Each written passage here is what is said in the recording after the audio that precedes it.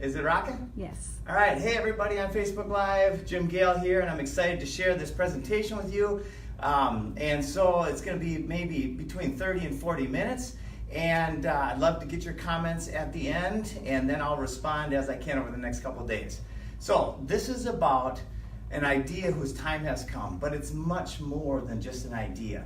In fact, it's a well-defined, well-researched strategy with a master plan, and it's called Microgreens and Wellness. This company, along with food is our IP and manufacturing company, our design company. This company is the tip of the spear. This is the company that is going to bring all of our food, water, and energy sustainable products to market. Imagine a mobile trailer, 20 foot long, like a moving billboard, with solar panels all over the thing. And we like redundancy and stacking functions, so the solar panels will also lift up and act as shade for customers who are at our very fancy food truck. Food truck, I use that term because it's a very popular thing right now. You've seen the food truck rallies all over the place. But one thing unique about our system is I was talking to the city council member, one of the people that make the rules on food trucks and where you can vend. And he said that he liked this so much that he could possibly get it designated as a public benefit, as long as we didn't retail at the same exact time that it was doing that, which I thought was so awesome. A lot of people are scared of city folks when it comes to getting permits and stuff, but if you're doing the right thing, I think it's my experience that they really want to help. They just want to make sure it fits. So how did it all start? It started for me, a little bit about my backstory. I grew up in Minnesota. I was raised, I was a wrestler, went to college. I wrote my goals for the first time when I was 19. My college wrestling coach said, everybody write their goals. I go, oh, more homework. I don't want to write my darn goals. Anyway, Sunday night I had to because it was for wrestling. And I wrote that I wanted to be a national champion. And when I handed my goals to Mr. Dr. Russian, he laughed and he said, these goals are kind of lofty, don't you think? Well, I ended up being a 4-time All-American national champion, was inducted in the Hall of Fame, thanks to him having me write my goals. So this is about having a vision for the future. And when I started writing, it changed my life. The same thing has happened here, except for here, it's been years and years in the making, how we create this. So I moved to Costa Rica after I wrote my goals for a second time after traveling, living in Africa with the Maasai and living in Thailand and Asia and Australia, a bunch of different places. I wrote my goals again, and I was at the time dead broke. And I was just coming home from Africa. I ate some bad stuff and I was really sick. And got home and I had been studying Think and Grow Rich, Napoleon Hill, Dennis Waitley, and all these greats. And studying well systems and unlimited breath and all these different ways to expand the mind. Because in school, I was part of the class that made the top half possible. I was a daydreamer. I didn't really pay attention because it couldn't capture me. So I wrote my goals again that I wanted to have financial independence. Specifically, I was young and very ignorant as to the big picture of the world, and I wrote I wanted to have $3 million in 3 years. I didn't know how. I had bartending experience and a teaching degree. Well, about 3.5 years later, the mortgage company that I started did about $1.3 billion in mortgages, 400 loan officers in 10 states. And then I bought a small motor yacht, and I got moved to the Bahamas, and I lived there for 9 months. And frankly, I got bored silly after 9 months living in Nowhereville. And so I moved to a different Nowhereville, Costa Rica. And I fell in love with every part of it. I researched where I wanted to go. When any idea hits me, it grabs me like there's no way I'm not doing it. And it's only happened 3 or 4 times in my life, but when it happens, that's the end of it. There's nothing stopping me. So I got home that night and I researched for about 2 months, bought the plane ticket, got there, and spent millions of dollars buying land all over southern Costa Rica, which was one of the most hard to get to places in the country. It's about 4 hours from the international airport, and I loved it because of the nature, because this is what it looks like. The whole zone, the whole mountain range is mostly jungle. There's some old cattle pastures that are now being developed by developers that are turning into kind of more useful land for animal habitat and for people. In the past, it was useful for cattle. So it was actually a kind of inverse logic where more people have actually helped the community. And because what do developers do in Costa Rica? Well, in there, a lot of them plant fruit trees because that's the norm. And I asked myself, why isn't that the norm everywhere? Here we go. This is where it gets to be a lot of fun. So I got this idea of food forests everywhere. I started studying permaculture. Permaculture stands for permanent culture, and it's a sustainable agricultural design science that actually works in all sorts of arenas. It works great for business, works great for just about everything, how to manage your life. And it's all about stepping back, observing what is, and then reacting consciously, like you're talking about right here, to what is, and finding a design, modeling after things that work. So what I'm talking about today is nothing new. In fact, it's the way it used to be done.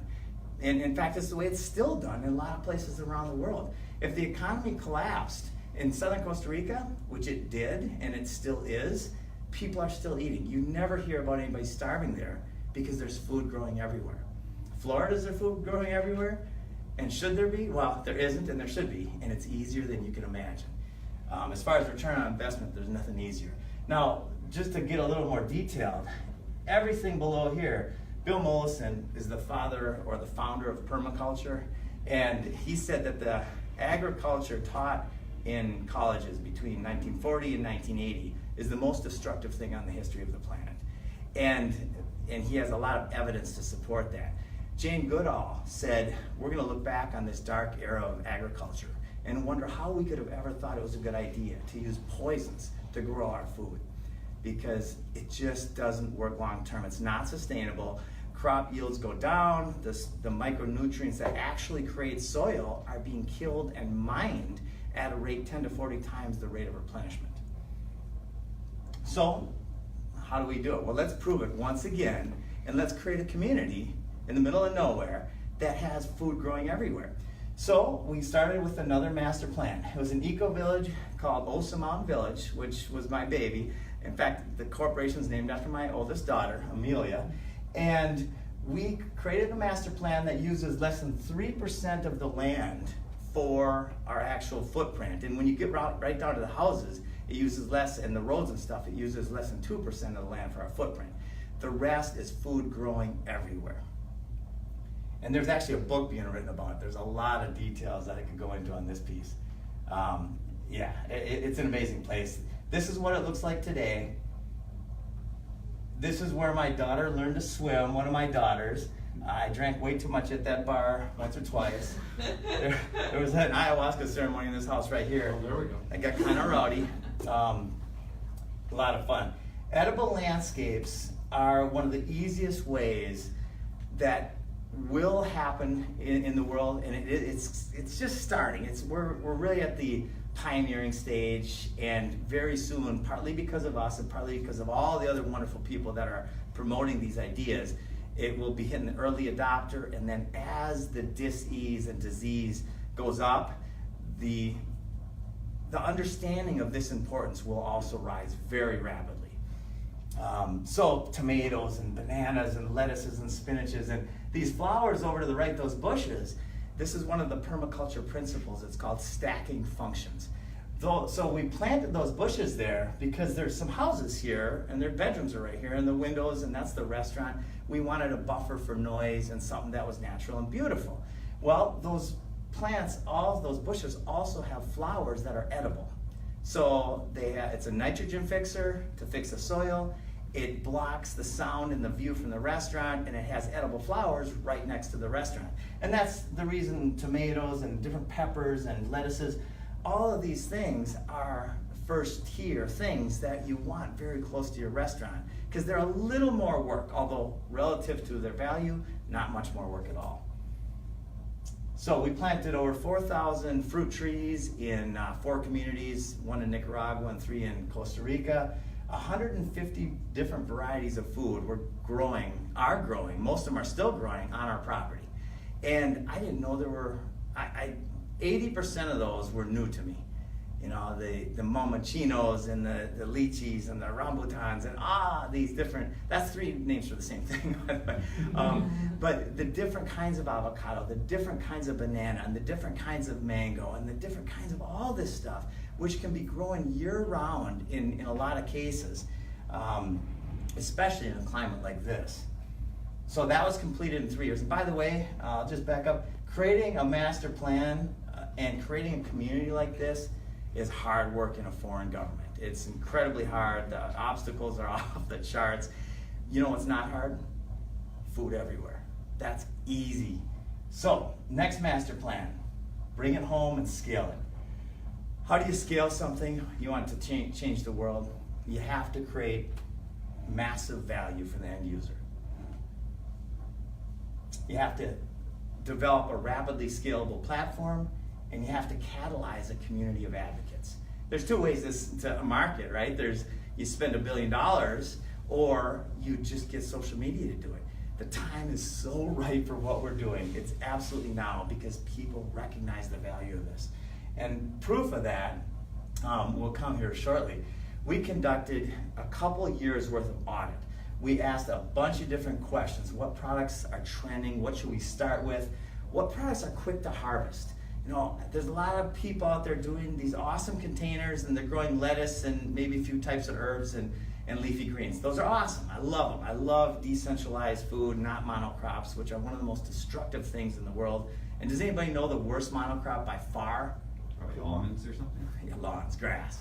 Grass is it's only an expense to everything in nature, and it has no harvest, no yield. It doesn't have any value except for it looks good. So that's great. Let's let it look good on a lot smaller ratio of what it currently looks at now.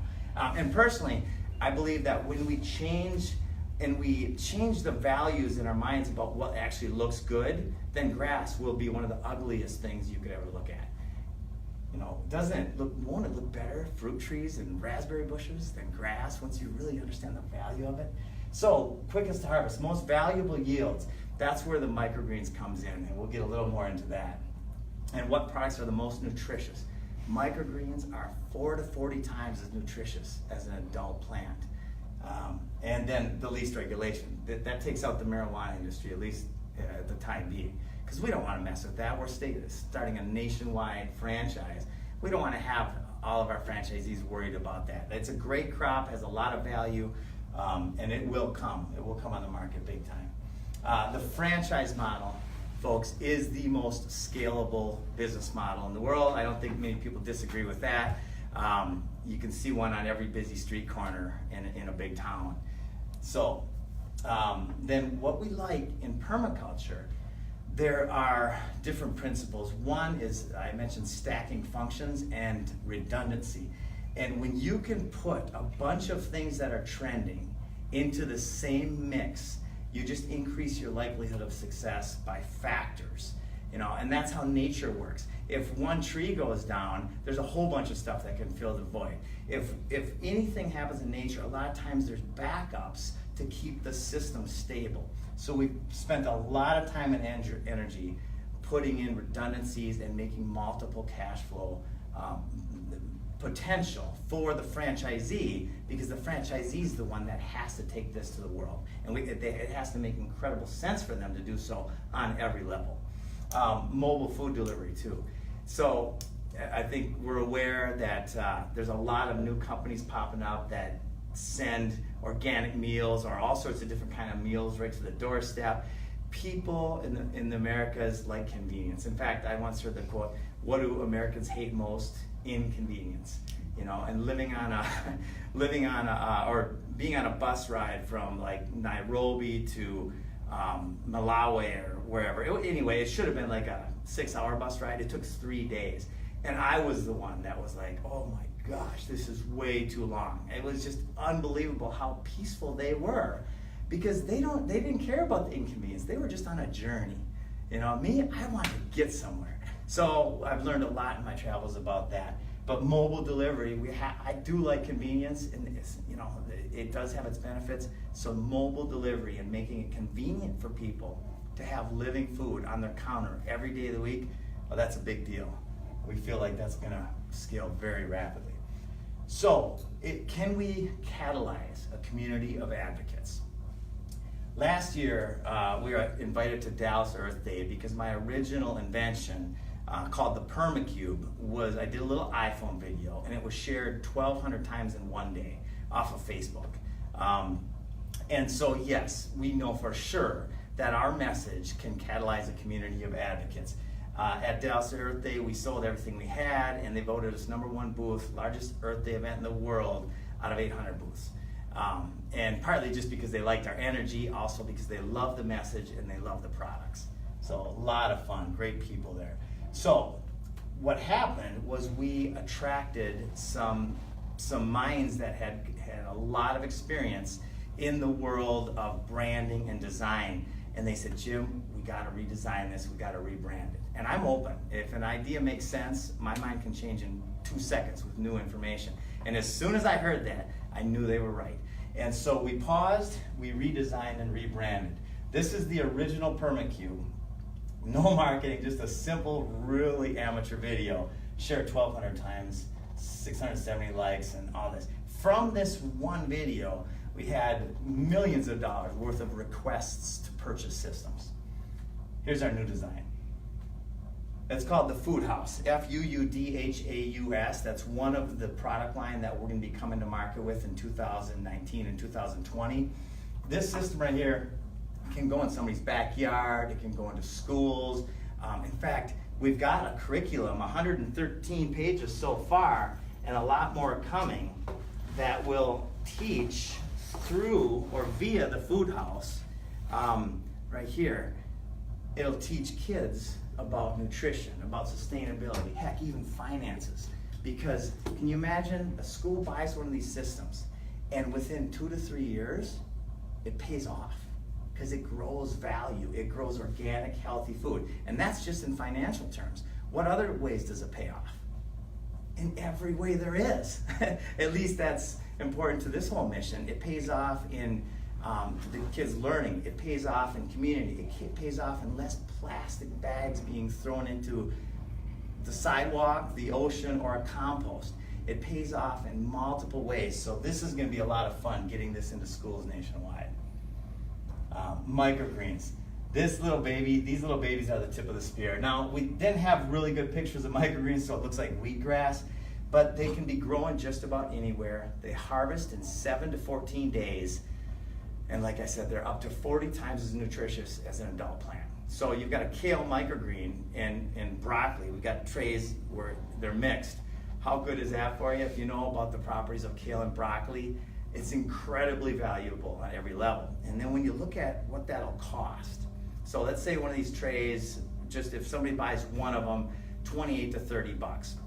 And then you compare that in nutrient value to salads or to going out to eat or to even buying organic food at the store, the value is incredible. But then you add the living component, because when food gets chopped, when spinach, for instance, some types of spinach, once you cut them within 24 hours, they lose much of their nutrition. Same with oranges and different products. The vitamin C goes down by up to 55%. And in Whole Foods, the average product on the shelf gets there 11 days after it's been cut. So they're dying the whole time and decomposing. In our case, there's living food on the shelf all week long. Sustainable focus. We're gonna focus on sustainable, local food, water, and energy production. And this gets really exciting and good to see. We are so excited too to be teamed up with some major players like Titan Solar in the solar world. And thanks to Mike for the connection. Happy to help. That's awesome, man. I talked to Joe just again today. A lot of good things going there. They're the 5th largest solar installer, and correct me if I'm wrong, in the United States. And we're made for each other because they want to manufacture and install these systems. And we are a sales arm. We are selling other people's awesome ideas, and we're growing food.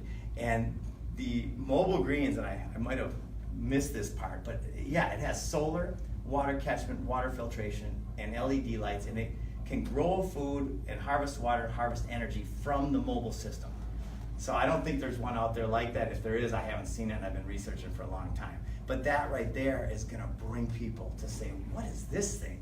And then when we tell the story, then they become customers. And not just customers, but then they become advocates.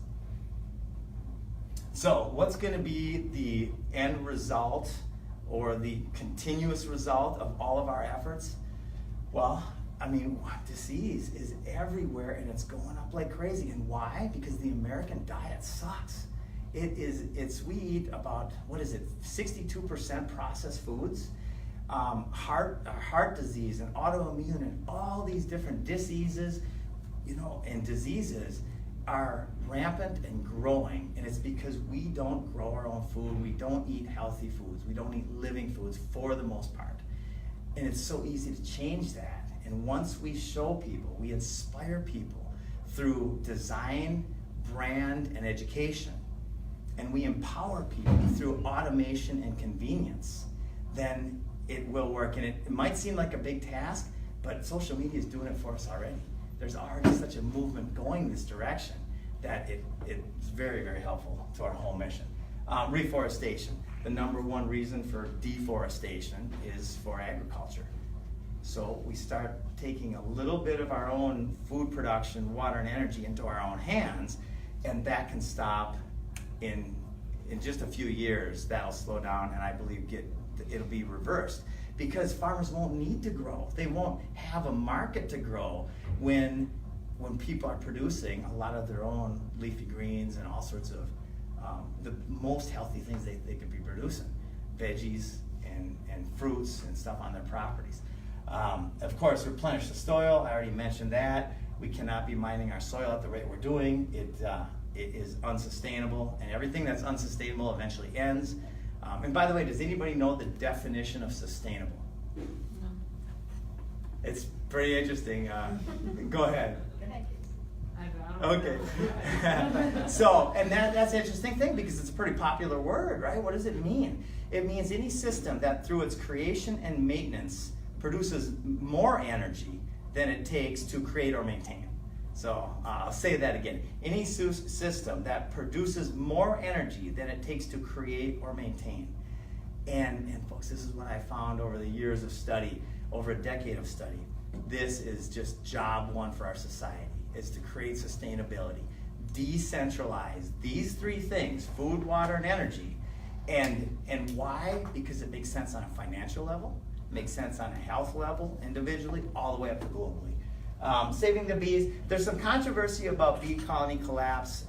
There has been bee colony collapse, and they didn't know, but there's been such a great reaction to that issue that now that they're finding there's more bees now, honeybees, than maybe there's ever been, or at least bee colonies for production. So there's some good news there. There's a lot of things swinging in the right direction. We're gonna make it go faster. And of course, I'm a big ocean guy. I've owned several boats. I love the ocean. I've lived in Hawaii for years, and I've seen the reefs deteriorate, swam the Great Barrier Reef, and heard all the stories about how it used to be. It just made me sick. But I don't like focusing on the past and focusing on the problems, right? Another permaculture principle, let's turn the problem into the solution. There's always a way to reverse it. What's the problem? Too much plastic in the ocean. All right, let's figure out a way to get rid of plastics. And this is one of the best ways to do it. And then edible, compostable plastic replacements. These are already out there. How many of us use them? Because not many yet. As a percentage, it's very few, because it's not the norm yet, but it's going that direction. And when we have an army of salespeople through our franchise model that are promoting these things, it'll go much faster. Why? Well, because it makes sense, because we're in their face with a really neat system that people are going to be seeing, and they're going to like, what is that? And then that gives us the opportunity to educate. In fact, one of the locations, our first location, is going to be on the corner of Harmon and Orange, right across from TD Bank and Commerce National Bank and Trust, and it gets about 40,000 cars a day. And if you're a franchisee and you're in Texas and Austin or wherever, can you find a good location like that? A lot of franchisees would have trouble, because normally their rent might be $3 to $5 to $10 grand a month in a commercial location that gets 40,000 cars a day. But ours, because it's a mobile system, we don't need water hookups, we don't need energy hookups. It is a lot more accessible to great locations than other franchise models. And so there's about 100 of those kind of little bits that we could go into through questions, Q&A. But it's been well thought about how do we make this easy and profitable for the franchisee, because when it is, and when we prove that it is over the next few months, that's when it goes lateral. And we know, because we've outsourced some of the most difficult parts like manufacturing, that can be outsourced to 20 different companies with our design systems. And then we create the connections between the companies that do the solar, water, and energy systems. And then that's our value to them, is creating the network and putting that out there so they can have great products to sell. Never doubt that a small group of thoughtful, committed citizens can change the world. Indeed, it's the only thing that ever has. Although I love that quote by Margaret Mead, in our case, this has to be most people. Most people have to take a tiny bit of responsibility. We've got an hydroponic system in our yard, and I work on it less than a minute a day. In fact, I don't work on it at all for 5 days, and then I might work 5 minutes on it. It's so easy, so convenient. The water pumps now are on timers. You put the little seed in the rock wool, you put it in there, you put the timer on, next thing you know, you're growing food. That's literally how easy it is. So why isn't everybody doing it? Simply because they don't know yet. They will, and that's our job. So who wants to change the world with us?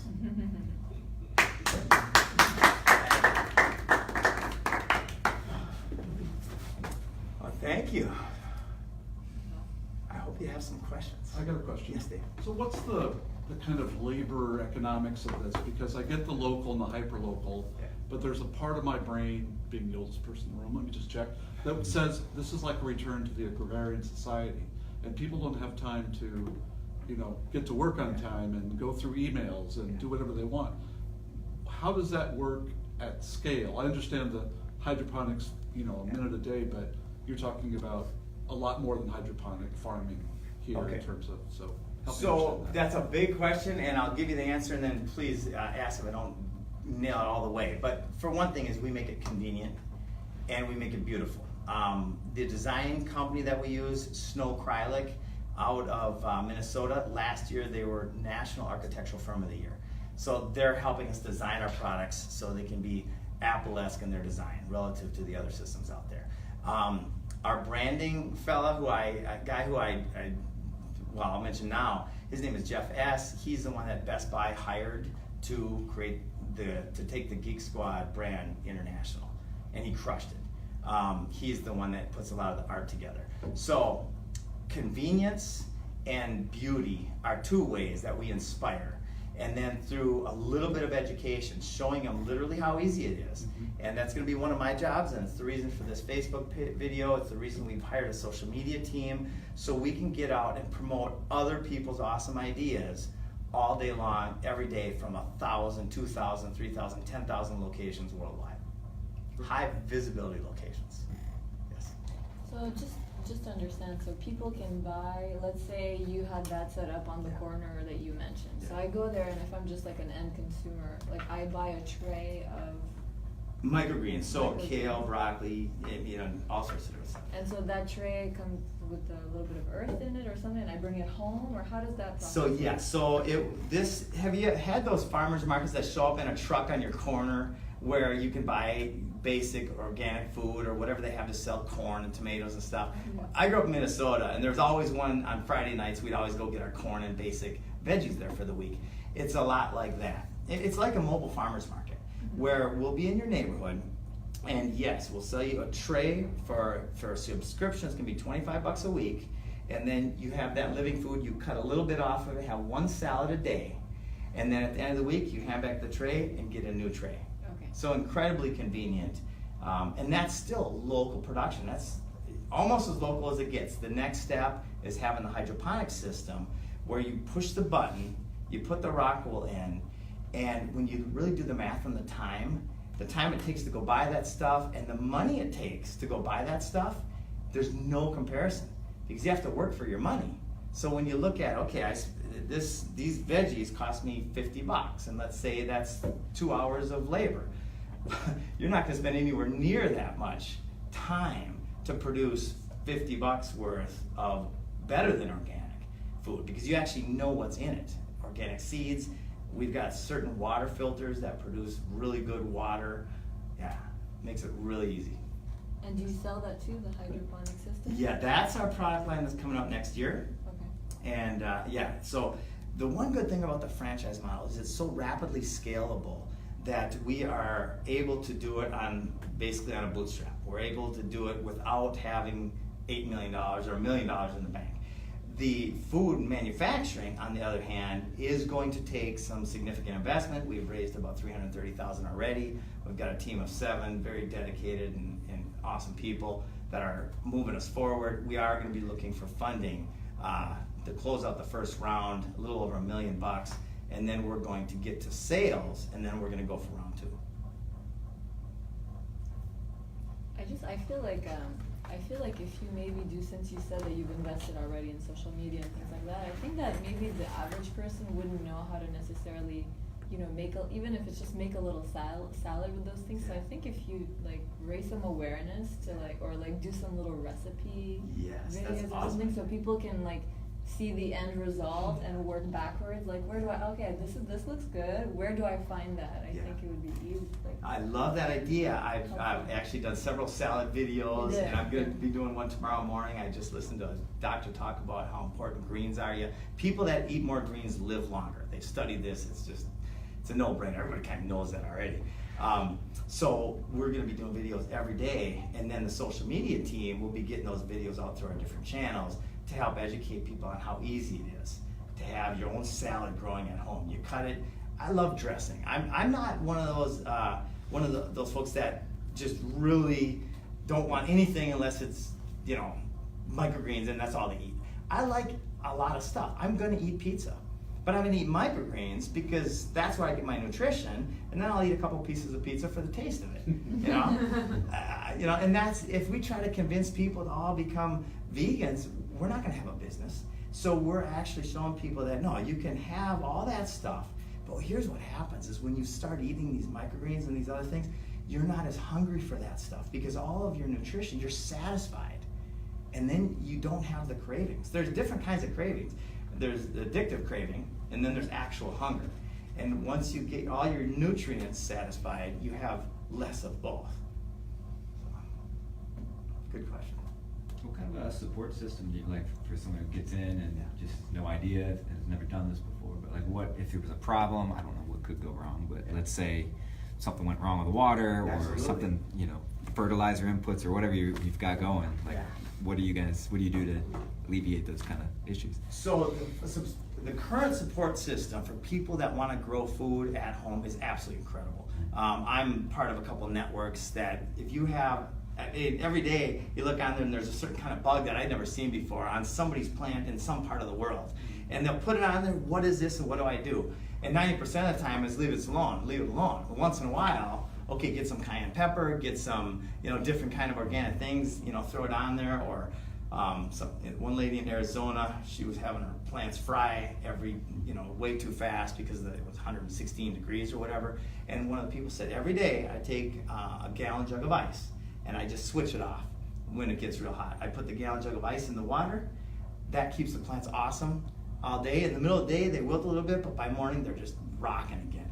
And so there's answers to everything. And part of our social media thing is to answer all those questions and to create not just us, kind of from up here teaching, but to create a network of people that teach not only each other, but everybody that's going to be using our products. Yeah. How many units are deployed at this point? Well, we've built, so the first prototype of the food house I built at my daughter's school in Costa Rica, a very simple hydroponic system. Actually, it was an aquaponic system, and the difference is we added fish. So the fish create the nutrients, and that's called aquaponics. It's a mixture of aquaculture and hydroponics. Then I built another one for Dallas Earth Day, and that was a much that's the system you saw, the older system that I brought to Dallas Earth Day.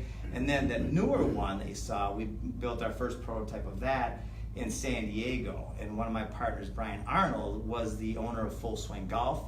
And he just sold that company and left it, and he's now on board as an investor and part of our team. And he's got people that own his products in 68 countries. So he's got a really good reach, and it's a very similar kind of, people that own Full Swing golf simulators for $50,000 or $25,000, they can also own one of these. Yeah. Now, and again, too, we have expensive stuff. We're modeling after Tesla. We're coming to market with our highest, fastest, most durable product first, and then we're launching the rest of the products. And that is a strategy that makes sense because, as Elon Musk said, and we all know he's kind of going through trouble right now, but if you start with the product that everybody wants, you're just going to kill yourself. There's no way you can produce 4 million of these particular cars in a certain amount of time. So let's start with the one where maybe we'll only sell 100,000 our first year. And then they sold more than that. But that's why we're coming to market with a very high-end product, and then we're going to, as we are able to, we're going to release the rest of the products.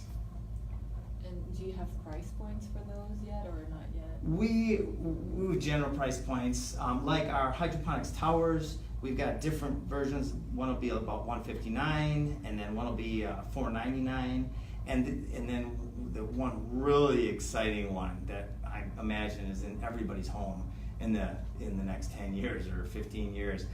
That'll probably be about $4,000, but it produces all of these systems, can pay off with food production in less than 2 years, in a lot of cases in less than 1 year. What are the price points on the luxury side, the Tesla side though? It's not $199 unless it's No, so $199,000. yeah, good question. We're coming to market with 4 products. The one's called the Caddy. The other is called the Food Forest.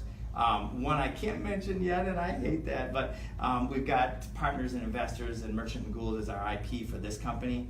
And then the other one is the Food House, and that's going to be, those high-end ones are going to be probably around $40,000 to $50,000. And again, they pay off in 2 to 3 years. And that would be what a wealthy family might buy? And or a school, Or school, for or a sure, I get that, restaurant, yeah. or a grower. Yeah, we've got 8 niches kind of designated. Yeah. What do you expect the startup investment for somebody who wants to be a franchisee to be? Under 100,000. Okay. And our numbers, when we look at microgreen sales, and I have to stress that, if we can go into a community, and easily we could do 2 communities a day where you show up with the mobile green system at a certain location for deliveries. So the rules are a lot less. If we're retailing open for just anybody, there's a little bit more rules there. But because we're an open air market, we're not processing, we're not doing any of that. We're just selling living food like a farmer's market. If we can show up in 2 communities a day and sell 50 trays per community, then at the end of a 6-day week, we're at a $60,000 gross per month with a margin of 85%, which is nuts. That doesn't include solar sales. That doesn't include hydroponic system sales. It doesn't include water system sales. All of them could be standalone businesses that would create a valuable franchise. That's when you get into those added rules. That's when we get into redundancy and profits and stacking functions and all the different stuff together, is when you add them all together. And it makes sense that we do, because a lot of people that want to grow their own food also want to harvest their own energy and also care about their own water. So we've got a built-in clientele. We might as well serve them with all the products they want and help them understand why they want them. Is one of your niches going to be restaurants themselves? Yes. I have a wholesale gourmet food client in town, and I know a portion of their business. They sell basically to the white tablecloth restaurants of Yeah. Disney-type places, and I know that microgreens are an increasing part of what they sell to people, so I'm just thinking people could sort of cut them out, haul that to the back of the restaurant almost, so Yeah. I could think that could be interesting. The convention center grows a bunch of that stuff on property too. Yeah, I've seen Yeah. their awesome towers there. Towers. Yeah, I was at them taking pictures of them and looking at how we can do better. It sounds like you have a couple different versions. What's the footprint size? So if this is mobile, it's got to be like trailerish? Yeah, and so it's 7 by 20. Okay. Is there And- any regulatory kind of issue that you're Everything. coming up with right now with like trying to get it on a, if I wanted my backyard, I gotta go to the HOA, I assume, so, you know. Well, yes, if you're in an HOA, then there's gonna be, you're gonna have to go through them and find out what the Yeah. rules are.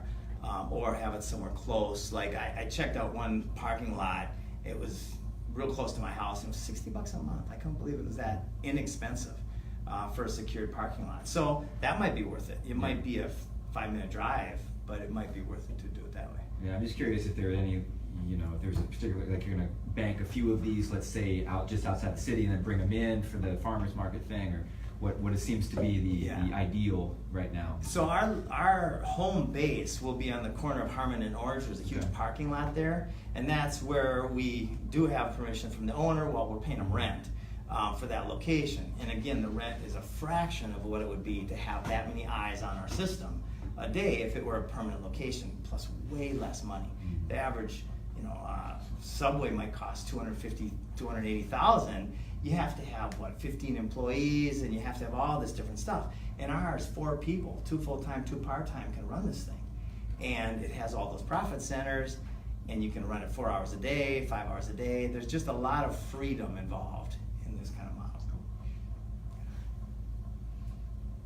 Yes. So I was thinking about, like, if you put it into a more dense location like a city or something, how do you kind of like protect that from pollution and things like that? Well, airborne pollution, there's great air filters that help with that, and also in our systems we're adding music and we're adding essential oil diffusers, and the music is at the right hertz, and there's some sciences that might not be studied a lot, but we're playing with all of it at the same time just because, hey, it might work. And so there's music that is said to be destructive, and there's other music that's said to be more constructive. So we're going to be putting all those functions in. Now, the essential oils absolutely work. The oregano, a lot of essential oils are known to be antifungal, antimicrobial, antibacterial. So having those essential oils in there will help in a lot of ways, and I currently do that in my own food pantry. I have a fan, and I've never had mold. And otherwise I think I would have, because you shut that door and it's a moldy place. But those essential oils really help. Yeah. All right. Anybody else? Thank you very much for listening. Very good. Who else is hungry?